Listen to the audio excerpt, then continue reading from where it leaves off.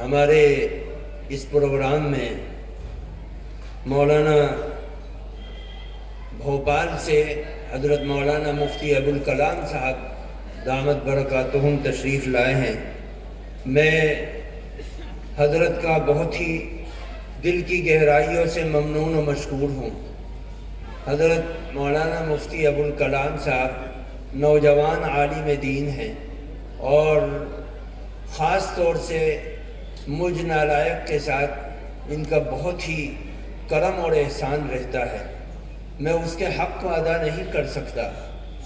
انہوں نے ایک حقیر سی دعوت پر لبیک کہہ کے اپنے وقت کو فارغ کیا، کہاں بھوپال، کہاں مدھیہ پردیش اور کہاں یہ ٹیرولی کا ایک ادارہ اور اس ادارے کا ایک چھوٹا سا جلسہ۔ میں صرف یہ سمجھتا ہوں کہ مولانا زاہد حسن صاحب رحمۃ اللہ علیہ کے اخلاص الہیت کی برکت کا نتیجہ ہے کہ جس کو بھی دعوت دی گئی وہ یا اس کا نمائندہ اس دعوت پر لبیک کہہ کر آ گیا۔ اللہ تعالیٰ ان محسنین کے احسان کی آخرت میں لاج رکھے اور عزت اور شان اور قوت و طاقت عطا فرمائے۔